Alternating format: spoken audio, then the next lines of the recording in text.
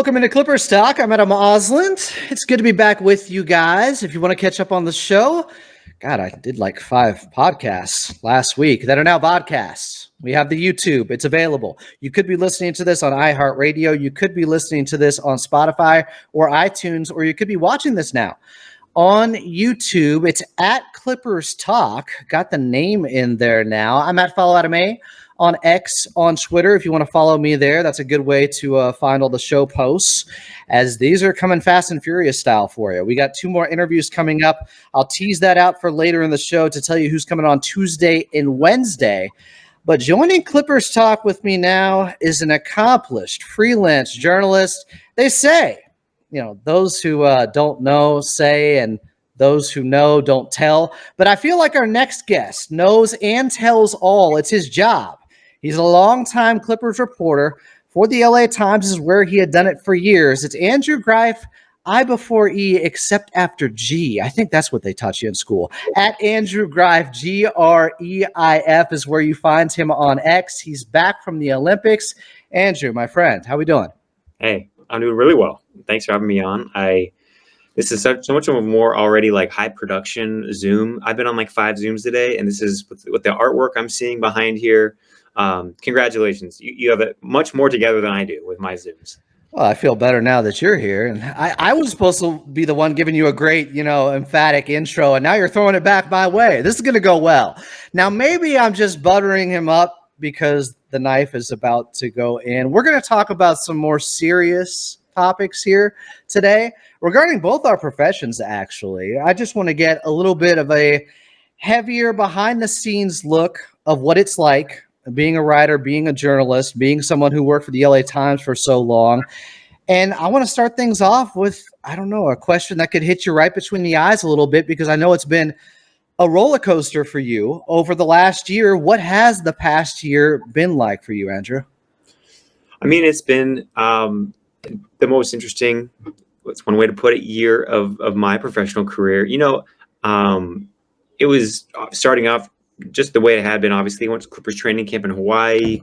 The season was, through the end of the calendar year was normal. And then, unfortunately, got caught up in layoffs at the LA Times. More than 100 people lost their jobs, which was terrible. And unfortunately is happening way too often, not just to one person, but to thousands across the industry. And so I was both like really heartened sort of the day of and the weeks afterward to hear from people who'd been in my position. But it was also a bummer because there were so many people, friends and people, strangers who reached out to me who'd been in this position. Like, that's just the unfortunate state of our industry, of the media industry, where a lot of people, unfortunately, have been through this before and have experience, and it's happened to them or someone they know. So I didn't love being part of that club because it's an ever-growing club, unfortunately. But the last, 8 months have been, I think, in some ways, some of the most creatively fulfilling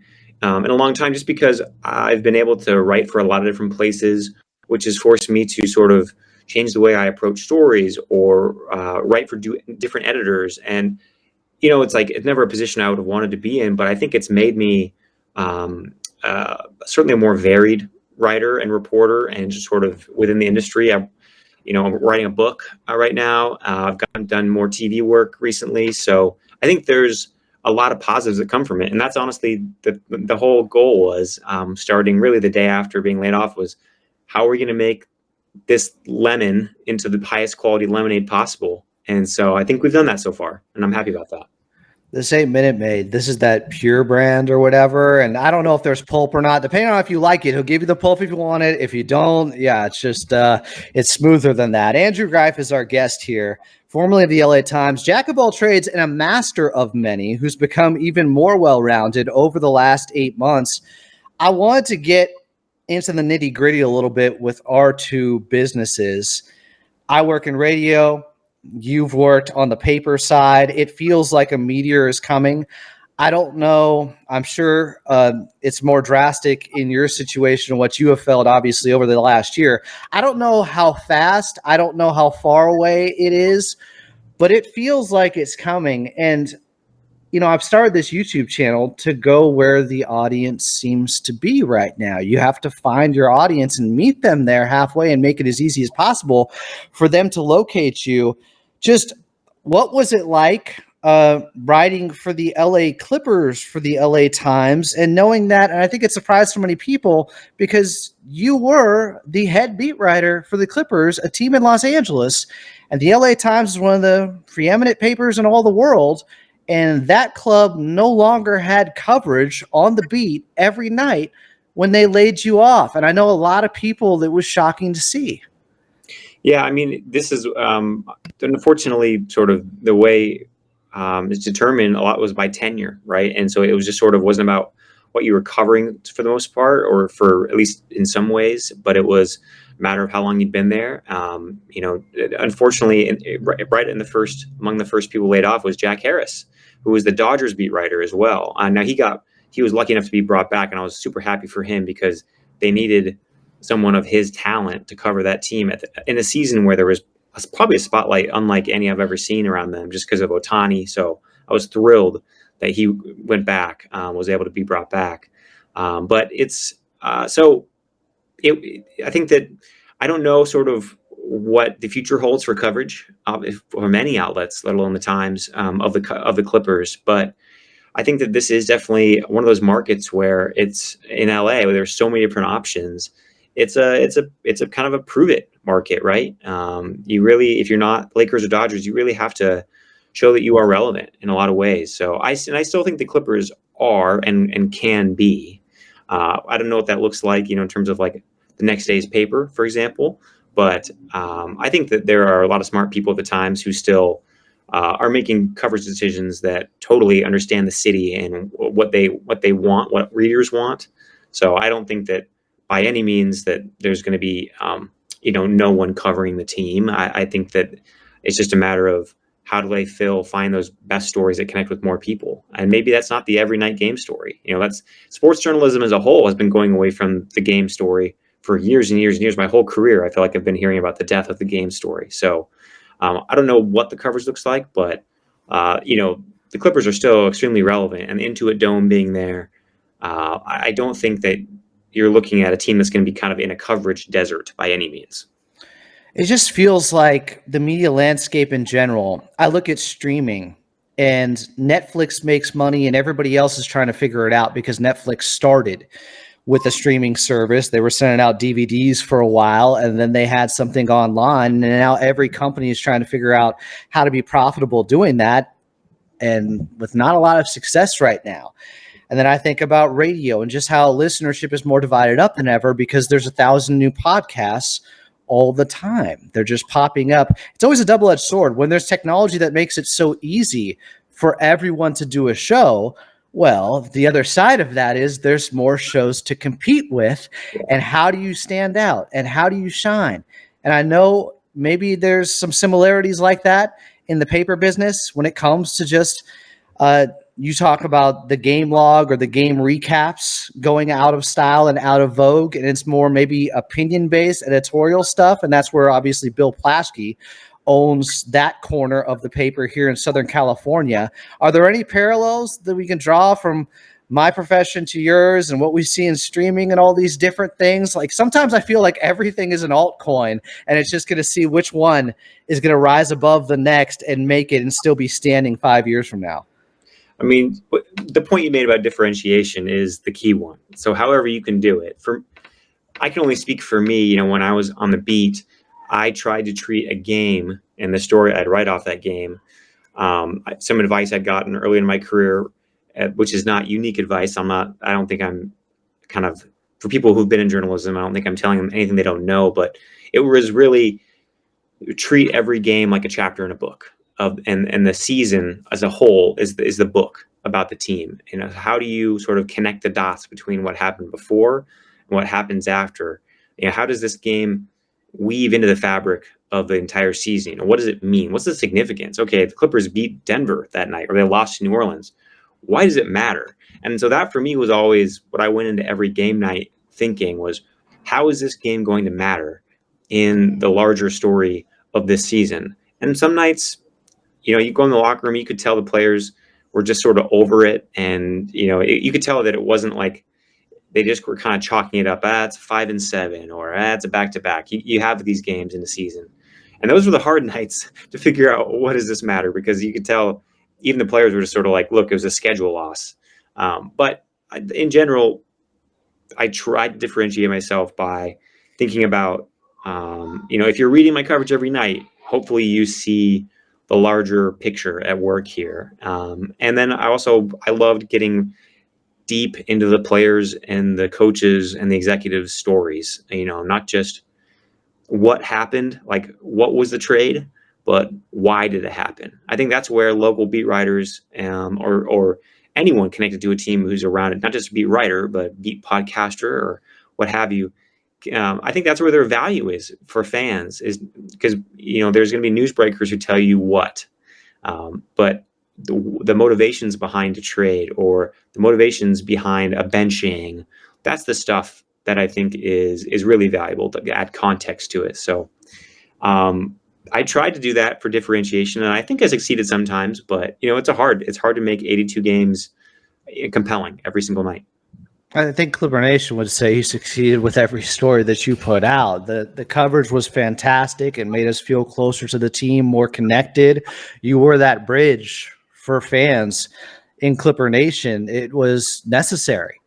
So you are beloved and missed, and I kind of wanted to have you on in some ways just to humanize writers and show that it's not just a number, or it's not just a blurb. It's not just a footnote in a newspaper sometimes with somebody's name being slapped next to a story, and you kind of become numb to who these people really are and how hard they work. And you were someone, full disclosure, who would help me out with sound, gathering it from the locker room. I'd find stuff that nobody else had. You'd have one-on-one interviews in the locker room post-COVID with players and stuff like that. And of course, later I tweet it out and say Andrew Greif had this story. So you're well appreciated and seriously missed right now. We need you back. I know you've been doing stuff for the LA Times. I know you were in Paris for the Olympics. You were covering track and field for various outlets as well. What was that experience like? What was the Olympics like? Have you done that before? Are you getting ready for 2028 now? Just what was it like being overseas, being in Europe and covering the Olympics? Well, it was my first Olympics, and I had nothing to judge off of it. But people who have covered multiple Olympics have told me that for their money, that Paris was one of the best, most memorable, best run that they can remember. So that made me feel good that I showed up for a good one, and one that wasn't a logistical nightmare. So I got over there because I had a credential. I'd earned one from the LA Times, and my old bosses there were excellent in making sure that I got that credential. They ensured that I was able to use it to freelance if I could. And so incredible amount of gratitude to my bosses, former bosses over there, for making sure that I got that literally in my hands, that I had an opportunity to go over there. And, basically I wanted to tether myself to track and field because basketball was going to be, for the most part, in Lille, which was a couple hours north. And I didn't want to be going back and forth. I didn't want to be incurring all those extra costs of train rides. So I just thought, look, I know track and field really well too. I did it in college. I grew up with it. So that was sort of a side beat for me anyway. So what I really wanted to do was just tether myself to the track and then sell as many stories as I can. So there were about 5 different outlets that I wrote for. Front Office Sports, the LA Times, NBC News among them. And I had a really good time. There were some nights I was filing like 4 stories in one night to different outlets. There were some nights where it was just one, and it was like, oh man, what a breeze this is. But it was great to be able to wake up in the morning, get a sandwich and a little raspberry tart or a pain au chocolat from the local bakery, go on my way on the metro to this train station. Yeah, I'd be, some days are like 14-hour days, and you'd be like, this is great. So, because it was a really well-run Olympics in a beautiful city. So I would highly recommend, if people have a chance in 2028 to make it out to LA, or if you're in LA, stay here. I'm sure it'll be a logistical headache at times, but I don't know. There was sort of like this collective spirit around the city that was pretty cool to be around for, and to sort of see people all getting in the spirit and yeah, I thought that was a really neat part that I wasn't expecting of being at Olympics was the vibe within the city. So I hope it's like that in Los Angeles. I know you're too professional to care about such things, and you've been in so many locker rooms and have talked to so many athletes, but just maybe who are some of the craziest people you might have ran into, or celebrities, athletes, Olympians there? What was your favorite part? I mean, so the mechanics of the Olympics are I would basically sit in press row, which in an Olympic track stadium is like half of the side of the stadium. It's so big. And then I would watch an event finish that I needed to ride off of, and I would walk about 6 flights of stairs down underneath the stadium. And that was called the mix zone, where it's just like imagine a big room where there's a maze, kind of these railing creating this little maze, almost like a little mouse puzzle they have to walk through. The athletes had to walk through after they get off the track. And, there'd be Norwegian journalists to my right, Indian journalists to my left, Argentinians back there, Brazilians over there, the Americans here. And, the media staff would say, okay, Cole Hawker, the men's gold medalist of 1,500 meters, he's coming in 5 minutes. We're the Americans. And everyone would sort of raise their hand and they put it. And so there'd be like, there's a picture out there of Noah Lyles being interviewed, and I'm in the middle of it. And there's like 40 hands all sticking, or their phone, their recorder toward him. So sometimes you had to learn how to use your elbows and box out. I felt like I was back learning basketball again. But it was, so outside of the track, I didn't see sort of really celebrities or like many people. I would say that that would make me stop in my tracks. I was just Not even Snoop Dogg holding the torch.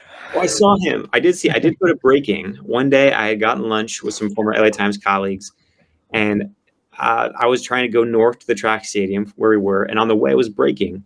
And Tiffany Wynn, former Times colleague, was going to cover breaking. And I said, I'm going to go with you. I'm just going to go see what this is. It was the first day, and Snoop came out. He opened the event by like tapping the stick 3 times. So it was doing that was the way they opened every event every night. They would tap. I think it went back to the theater in Paris as a traditional thing.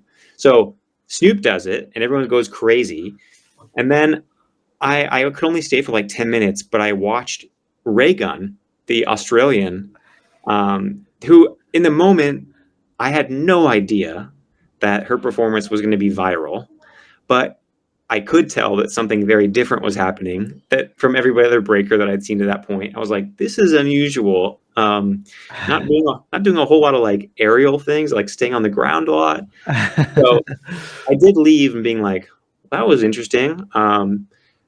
And didn't really think about it again. And like then the next morning I logged on, and it seemed like that's when America kind of woke up literally and said, what was this?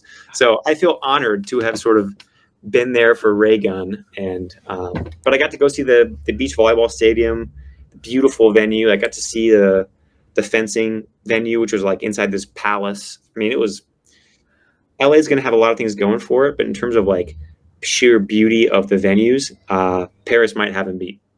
Andrew Greif is our guest here, reporter, freelance reporter, was at the Olympics covering track and field. So here's a very American question for you. Noah Lyles going to face off against Tyreek Hill. How would that go? I wonder if it's in like, can Tyreek Hill do that in his contract? Like, are you allowed? I guess DK Metcalf ran in an open track meet last year, a couple years ago. So maybe the Dolphins would allow Tyreek to do that. I mean, I know he's extremely fast, and their high school PRs. I saw a side by side of their high school PRs, but track speed is different, and I just think that Noah would win that. And here's the thing: that would possibly give Tyreek Hill an advantage is that Noah's always been a slow starter. Like just technically, he's always said like his Achilles heel is his start. But so was Usain Bolt with his long legs, but it didn't matter in the end. Exactly. But this year, Noah fixed his start. He ran the 60 meters indoors, was I think second in the world. So he sort of fixed it, which makes me think that there's not a whole lot of vulnerability there. But I mean, this is what Noah wants. And I've been lucky enough to interview Noah now several times. I went out to Florida where he trains to talk with him twice in March for a GQ profile that came out in July. And Noah obviously he wants to win, but he he recognizes that track and field is not a glamorous sport that has a whole lot of people paying attention to it outside of the Olympic years. So his whole thing is, if you're paying attention, then I've won. Then I've been successful. If you are paying attention because of me, then I have done my job in a way to maybe bring you into the sport. And his hope is that people who come in because of his sort of grandstanding uh, will stick around and watch the distance running, the long jumping. So he's of the opinion that he's a rising tide that will lift all boats. And I think these next 4 years are going to be a really interesting test case of that. A true track and field ambassador. Maybe he should do something that would go viral, like bring out the old power pad for Nintendo and put on track and field. That was really fun. Even if we cheated with your hands sometimes like that, just use that instead. Andrew, I wanted to know if you had any intel since you were there at the Olympics on what occurred with Kawhi Leonard being left off the team. If you have any insight or just guesses on why he was the odd man out. I did not poke around because I was just not thinking about basketball that whole time. I was out in Vegas for his first few practices because I was writing a profile of Tyrese Halliburton for GQ as well at that time. So I went to the Team USA practices where where he took part. Everything I'd heard was that he looked good, and that sort of the concerns about him coming back after his knee not feeling great for much of June. I'd heard that, at least in terms of what was happening on the court, that it was better than expected. That it was positive. So I was a little surprised, like many people, to see that he'd been taken off. That's the one question I've gotten a lot. I've heard from Clippers fans, actually some Clippers fans in Paris and in London I ran into, asking about what happened there. I wish I had insight. I don't. I will defer to those actively on the beat. But it's it's not. I guess if you're from the Clippers perspective, it's not the worst thing to have your best player sort of coming in 2 months of rest, rather than just a month and a half after the Olympics, or you have that extra, essentially 6 weeks of rest that you wouldn't have had if you'd been playing. So I'm sure Kawhi is frustrated by that. I think that I would have felt sort of a fear of missing out if I had been on my couch watching the Olympics while all these other friends I knew were reporting out there. So to have been on the team and then be not off, I imagine that's a lot of FOMO and frustration. But I don't know why. It's a bit of frustrating. I think you could say 5 years in the 2-1-3 era overall for Clipper Nation, just because the lack of availability. Obviously, it is not Kawhi's fault. He tore his ACL playing hard for the Clippers, and the knee issues have occurred since then, one after another, since he has returned, going back to the meniscus in 2023, and then the right knee swelling and that same repaired ACL knee last year that had him missed all but 2 games against Dallas. In the 2 games he did play, he didn't look right.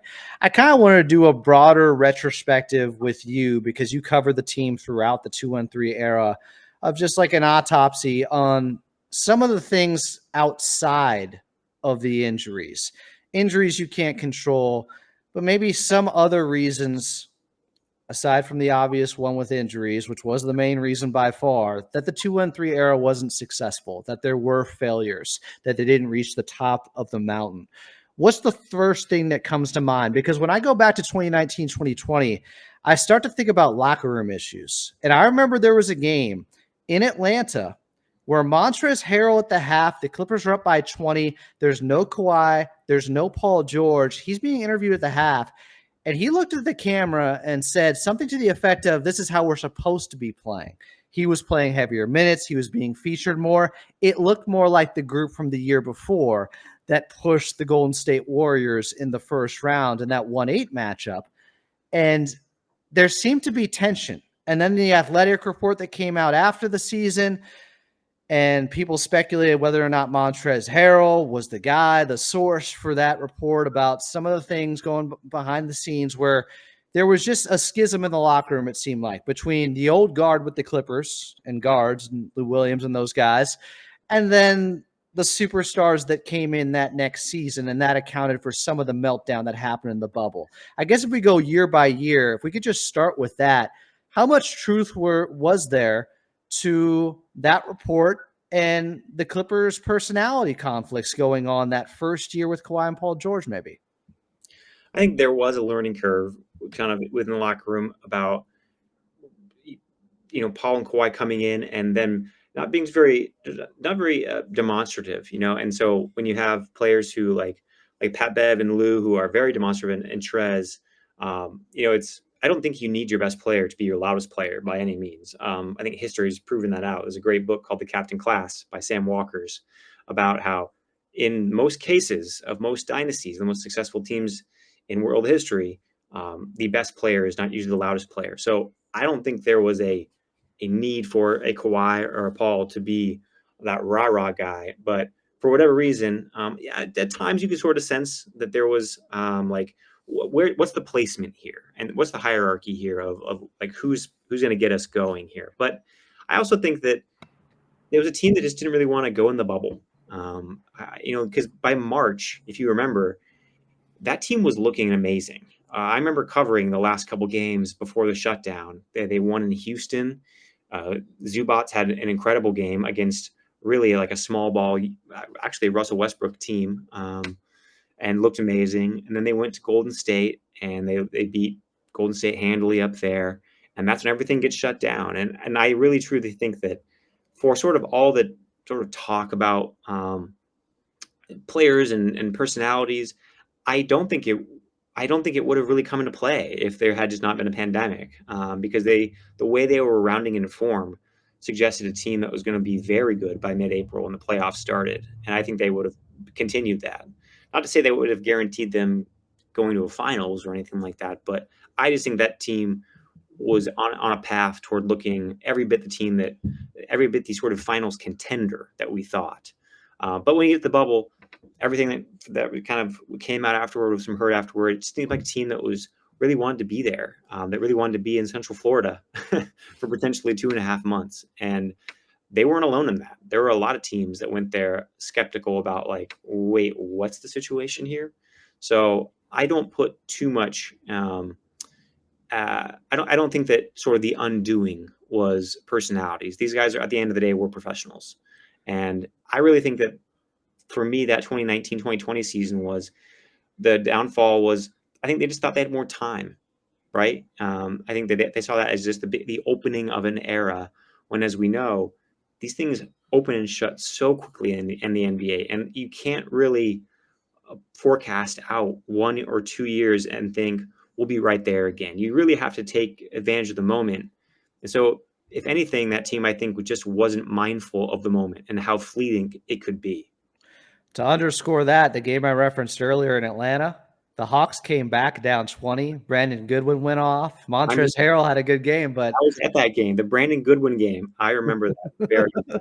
The next day, they went to Lou Williams High School and they retired Lou's jersey, and I was there for that. And yeah, it was. It looked like the team had not taken it very well, or they just looked like they were not a happy team the next day. But that could also because they stayed out late. Who knows? But I very much remember the Brandon Goodwin game because that 2019-20 season was so unique because it felt like they could beat any team in the NBA, and then they could maybe lose to any team in the NBA. So they had such a wide variance. But when they were on, it made you think, okay, I can see why they could maybe make a finals. let me pick at that a little bit because I felt like throughout the 2-1-3 era, the variance of what team you're going to get each and every night was prevalent. I don't know exactly what their identity was outside of just being really talented. They could beat anyone when they played the right way, when they showed that sense of urgency and intensity out there. But they also lost to some really bad teams while at the same time coming back on teams in dramatic fashion. It seems to be a through line in the 5 years in the 2-1-3 era where they just couldn't kick it into gear every night. Was that a mentality thing? Was that an older team thing to you? What do you attribute it to? I think it's a lack of continuity thing. I do think that reps matter, even when you are a professional, and they didn't have reps together. I think because the reason I say that is when you were saying that the lack of identity, to me, the team that had the most identity in a lot of ways was the 2021-2022 team when Kawhi was out for the entire year and Paul was hurt after Christmas and really didn't come back until for that, a couple games in April. And I just thought because they had rotations that played every night, that's why I think that was a team that you knew could come back from 32 down or 30 down against the Wizards. Or there's just a sort of identity that forms when you can actually play together. So that stretch, and last year when they were, I'm forgetting their record now, but that sort of post December 1 to about February 1st, that stretch of last season, uh, The that 26-5 stretch. 165. Those are the teams that to me had the most identity because those teams had locked in rotations pretty much every night and were successful. So the variance to me ties directly to the injuries and the are some people playing tonight? Aren't they unknowns that were just sort of happening all the time, and how hard it is to kind of form the bonds and just even the basic mechanics of playing basketball in a team setting when you don't know who's going to be next to you every night. And that's, again, by injuries. Did that uncertainty with availability from stars especially wear on role players? I know they said the right things, but did you ever pick up in a locker room that just guys were exhausted because they didn't know how they were going to be used night to night? I think Norm Powell had mentioned that once, just about, he was extremely grateful to sort of be able to be looked at as a guy who was incredibly versatile. Some nights he could handle that 6-man role, but if you needed him to score 40 in a playoff game against Phoenix, he could do that too. But I do think that he had mentioned once in a story that I did about sort of, it's also hard to do that, to sort of, because it's all about preparation. And when you are, I know Norm is fanatical about his preparation. You want to kind of go into a game knowing what's going to be asked of you that night. And so sometimes those late switches, I think, could disrupt that. And I think it's understandable if that would throw guys off. Like, wait, I thought I was doing this tonight. It would throw me off if I went to a game and I was told, oh, an hour beforehand, like, we're so sorry, you have to write the column now. I would say, I haven't done that before. How do we do that? So I don't know sort of how widespread it was, but I know that there were times when just not really knowing night to night what was going to be asked of you could be frustrating. Again, these are things that you were paid a lot of money to do, and I think the Clippers players, role players or star players, it's on them to make sure that they're filling out the prescribed role. But whether it was Terrence Mann sort of playing 5 different positions in in a matter of months, or Norm, or just on and on and on, yeah, a lot was asked of the role players, and I'm sure it wasn't exactly what they would have wanted, the role definition they would have wanted every single night. But again, how much does that contribute to the shortcomings? I don't think it's as much as just the plain old, like, look, if you don't have 2 All NBA guys for 60% of your season, it's just going to be extremely hard to compete in the Western Conference. Do you believe that if the Clippers didn't have Kawhi Leonard go down in 2021 with that misstep next to Joe Ingles, they would have won the championship that year? I do, because I look at the 2 games before that. What was actually, I should say that game, which I believe was game 4 of the series, and game 3. Those to me are the great what if of the 2-1-3 era. Paul and Kawhi both scored 30 points in both those games. And it wasn't just a matter of like how many they scored, as my child screams in the background, but it was, Clipper Nation screaming, thinking about that moment with Kawhi right now. I'm sorry I brought it up. no, but it was really about sort of the way they made it look. I think Kawhi had just a monster dunk over the Jazz in that one. To me, that was like the moment when you really saw at full capacity what Kawhi and Paul could do together. And because he waited so long to that point because of injuries, and to have it only happen for 2 games before it gets snatched away is, I think, the thing fans tell me was like the most cruel. You saw it. You didn't have to pretend. You didn't have to project. You didn't have to envision it. You actually saw it, and then he hurts his knee, and that was difficult because those 2 games to me showed me a team that I thought could compete with Milwaukee. Absolutely. So we move forward. Kawhi ends up coming back after missing an entire year during the 21-22 season. He comes back. They use him differently. He's coming off the bench. Then he said they killed that. That season was the ultimate variance to me. Yes. of I don't know who you're getting night to night. There's also a roller coaster addition when it comes to Russell Westbrook and his up and down and erratic play later on in the season. After it looked like things had stabilized with Terrence Mann getting that starting point guard spot, how would you say that season should be defined in particular in the 2-3 era? Is it just the peak of uncertainty during these 5 years? That one to me, I think, is a good way to describe it. Yeah, it was a lot of times. I remember one night when Tyloo, I think we were in Orlando. I may have been the only reporter on that at that game, traveling beat reporter. And I remember Ty showed up showing a 3x5 like index card, and it sort of had his rotations on it because it was prescribed by the medical staff, or I shouldn't say by the medical staff, but it was with input from everyone involved above just the coaching staff, because they were like trying to figure out ways. Okay, like we want these guys to play. How do we do it in a safe way? How do we not bring them back too fast? I think things done with good intentions, 100%.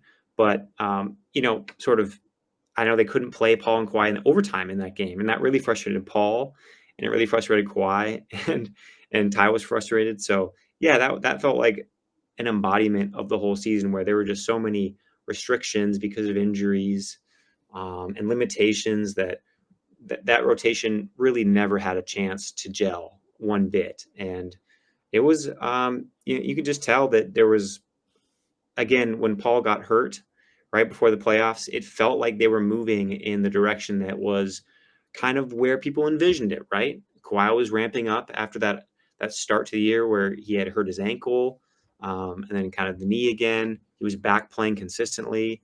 I think Paul looked really good. One of the best stretches of his Clippers career, going that early spring, kind of post All-Star of 2023. And then he gets hurt. So it's again, like, you get these small windows of realized potential, and then an injury takes it away. That's really the hard part. And I know people throughout the team were just frustrated by that, because they'd sort of everyone had worked really hard for years to see proof of concept of what this team could look like around two all-star wings. And it just happened so infrequently, and when it did, so briefly, that it was just really upsetting that it was just again and again sort of snatched away.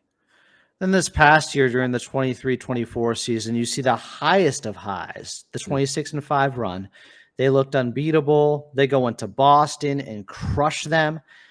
And James Harden looks to be the perfect fit, with really Paul George playing off ball much more and being like Michael Porter Jr. on steroids.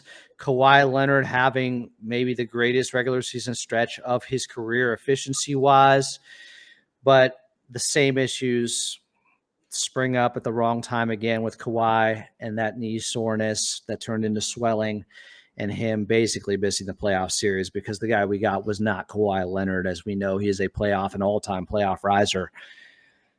Did you feel like it was time to move on from this era? Now, I know they offered Paul George a lucrative fair market contract, but he ended up getting $72 million to go to Philadelphia. I guess, how should Clipper Nation, view Paul George leaving and the door closing on the 2-1-3 era in your mind? It's a good question. I think they'll view it, rightly so, as frustrating, above all, that it never came to fruition like everyone thought. I think there's obviously frustration, and rightly so, that from 2019, that summer when that earthquake happens, the Clippers, and I suppose the Lakers, because they had made the AD trade too, looked to be positioned better than anybody else in the West. And so to have really only had, I think, 3 playoff series victories after that is something no one could have predicted ever. And to see teams like the Nuggets, like Oklahoma City, who obviously they were helped by the Paul George trade, see a number of teams kind of sprint past them in that 5 years is crazy to think about in hindsight. It's crazy. So I think fans will look back as frustration. I would say that if you were the type of fan who wanted one more go around, I don't think you would have been crazy to think that. I think that if you were the fan who said, you know what? I think we've seen this happen a lot, and we should probably try something different. I don't think you're crazy for thinking that either. Because Paul George, when he is at his best, is one of those players who is almost impossible to replace. So, having him on your team does make you better. At the same time, we've seen that just injuries and whatnot will creep up and limit that from ever happening. So, I I was I look at the end of this sort of that era and think that it's a kind of like a what's the word I'm thinking of? It's like one of those MC Escher paintings where you can really see whatever you want to see in it. The 2-1-3 era, the end of it, I think there are a lot of fans who are thinking, you know what, fresh slate. Let's try something else, and I understand that. And then I also think of people who go into this new building in Intuit Dome, and would have wanted to see maybe one more go around with Harden and Paul and Kawhi to see if that December through February stretch was could be recreated. I totally get that too. Ultimately, we won't know, but I really think I've been thinking about this a lot. This upcoming season, I think will be actually fun. And I know that's weird to say about a team that maybe doesn't seem to be at the top of anyone's Western Conference. But I look back on some of the teams that I covered as in terms of like night to night pure fun. And the teams that fans connected with the most, people who wrote me most about in my inbox or on Twitter.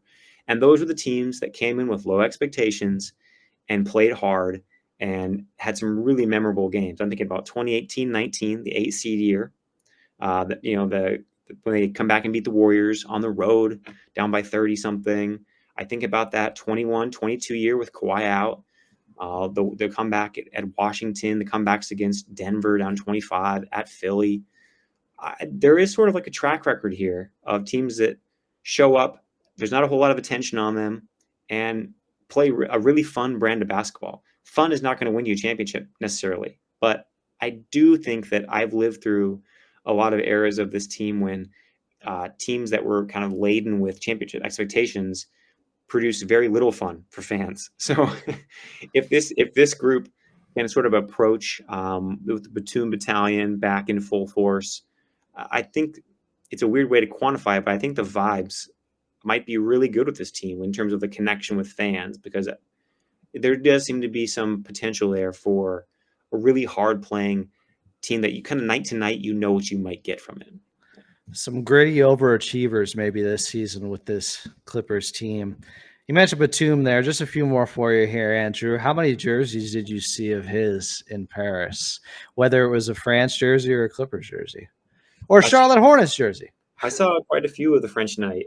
Did not see any Blazer jerseys, unfortunately, for my Oregon heritage. But he is loved over there. I mean, I know that like any superstar, that I suppose that within your country or your fan base, some will love you, some won't. But I've seen a lot of gratitude when I was over there for his 15 years of national team play.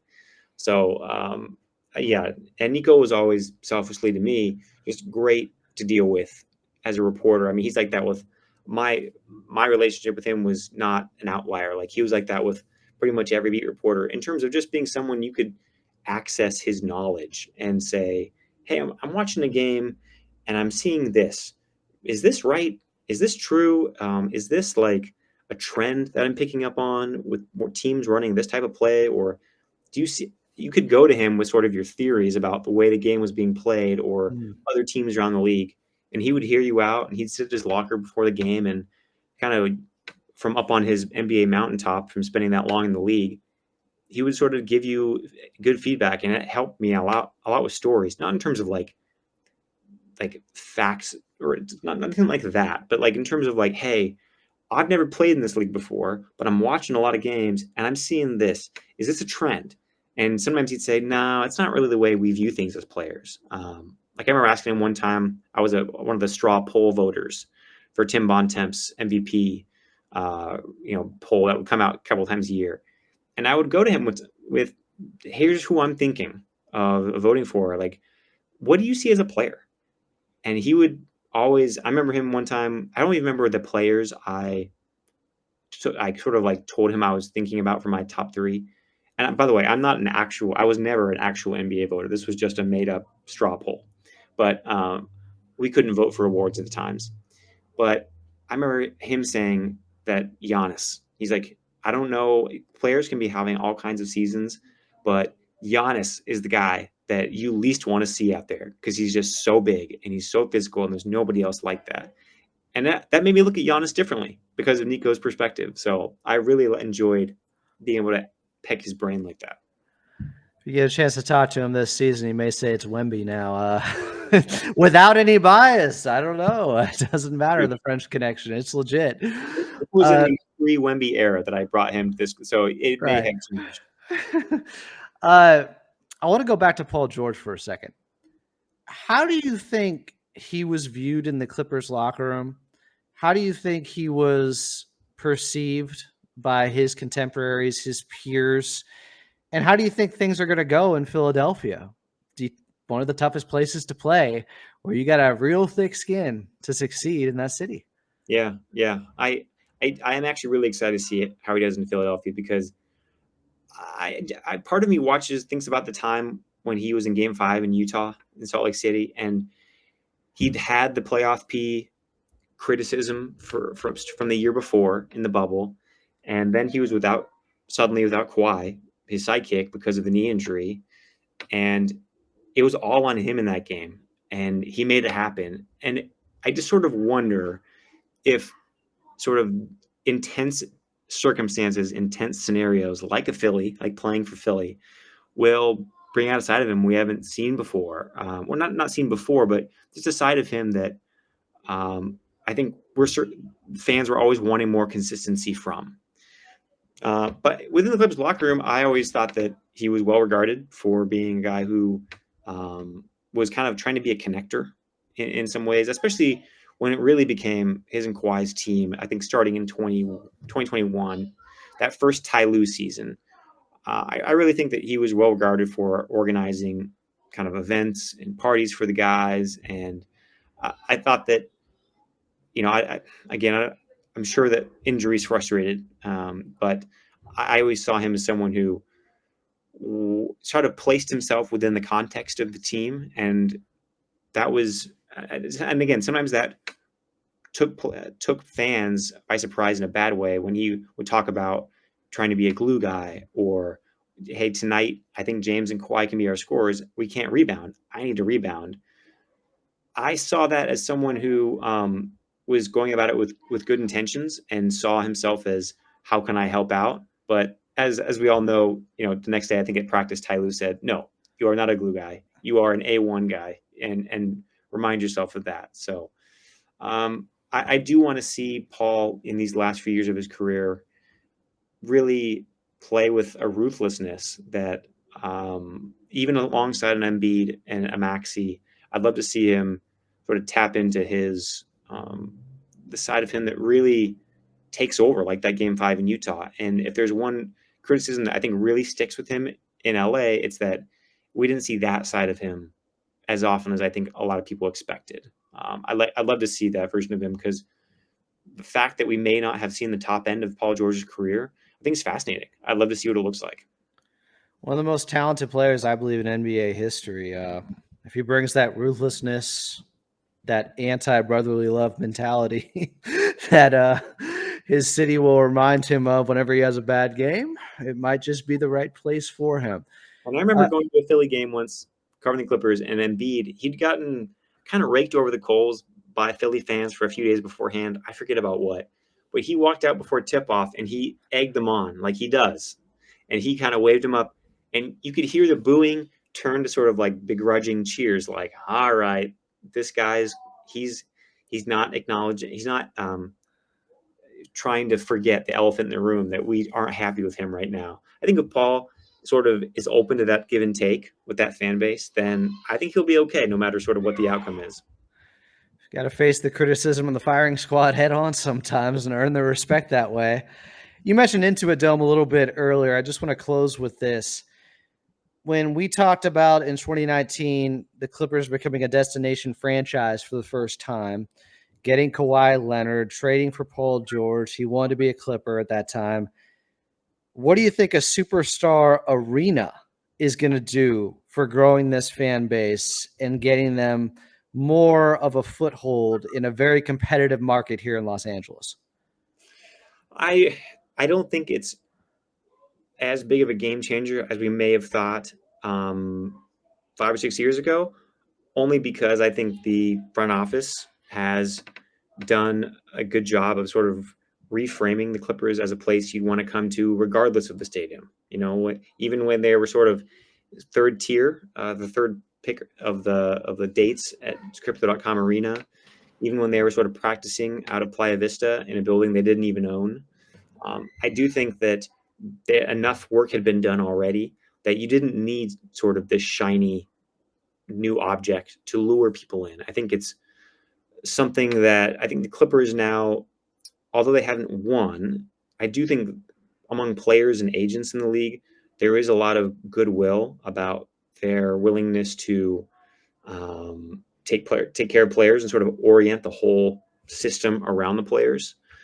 And and that to me is sort of the substance that is more important than the flash of uh, kind of a new arena. And now the arena will certainly help in the same way that Philadelphia's practice facility is talked about glowingly as one of the most beautiful in the whole league, and Brooklyn's practice facility, players talk about, oh my gosh, like it's amazing looking off there. It's gorgeous. Players notice that stuff 100%. They're going to be spending a lot of time in those spaces. The creature comforts matter 100%. But I also don't think they matter if you have like a bad infrastructure around the team. And they did the infrastructure part first under Lawrence Frank, and kind of making sure that people understood that this was a place that could take care of players and could help them out. And that to me was the harder job to do, even though creating a $2 billion stadium is not easy work by any means. I think the harder part was getting players to believe that no, we're not this abject franchise that is poorly run and it does things on the cheap. That part is, it's weird to say now, but how many players in the league are still around from the time when Donald Sterling even owned the team?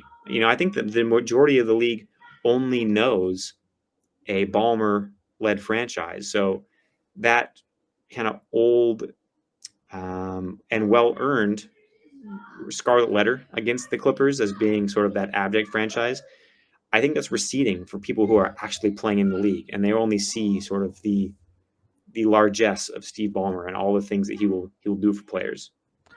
I like that. I find that fascinating. They built their house on rock, not sand. They built it on the credibility and the substance, and then the cherry on top is having Intuit Dome. Yeah, and you still have to win, right? You still have to win. That's the ultimate credibility among everybody, fans, future employees, whether that's people who want to come work for you in the front office or the equipment side or in the G League. Like, credibility, winning matters, and they're still chasing that. And until they have that, obviously, a certain segment of LA won't embrace them. But I do think that that analogy you use is a good one. I could have saved a lot of time on your podcast by saying it like you did, but that's right. I like you put it in a much more thorough format here on Clippers Talk. He is Andrew Greif. He is the best of the best. He has credibility as a reporter. Just ask anyone. And we look forward to your work coming up because there has been a void without you. Clipper Nation misses you. We have a ton of respect for the work you've done over the years in the 213 era, and good things to come in everything you pursue. You do it at the highest, most sophisticated level, Andrew. So I appreciate you coming on here today. And where can people find you to follow along on your journey here? Yeah, just right now, just go to Twitter or X at Andrew Greif, Greif. I think that hopefully in the coming days and weeks and months, there's gonna be exciting stuff that I can talk about. And yeah, it's been a hell of a year, but I'm really excited that as many people are still kind of following along, and to hear from so many fans who are probably the same fans, the same Venn diagram who listen to your show, and the days and weeks after losing the Clippers beat was extremely gratifying. Like, I can't even tell you, it meant so much.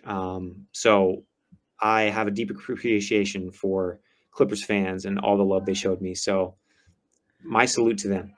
We don't take our guys for granted. It means a lot to this organization and Clipper Nation, the coverage that you have done for this team. He is Andrew Greif. Again, follow him at Andrew Greif, Greif. Don't give him any grief. It's Greif on X. This has been another edition of Clippers Talk. I'm Adam Oslin once again, and coming up tomorrow, we'll have Jamal Christopher on, a friend from the Lob, the Jam, the podcast. He is a regular there. You'll also find him on X, and you found him at the Bruno Mars concert on Thursday night to open up Intuit Dome. I want to know from him exactly how it sounded in there so we can prepare ourselves when there's 18,000 screaming Clippers fans, including 5,000 or whatever it is at the wall of sound that will be created during the regular season. I want to see what the maybe decibel level was at that he was gauging at the Bruno Mars concert. So we'll talk to him tomorrow. Coming up on Wednesday, I think we have a home and home. Myself and Dime Dropper from Locked On Clippers. I'll go on his show. Then the second half of that episode will be on my show. It is cross-promotion, Marvel Universe stuff. We're just shoehorning characters in like the new Deadpool Wolverine movie that had Blade in it. Spoiler alert, it's been out for a couple of weeks. Wesley Snipes Blade. So appreciate you guys for listening. Appreciate Andrew Greif as always. For Andrew Greif, I'm Adam Oslin. This has been another episode of Clippers Talk. Talk to you tomorrow.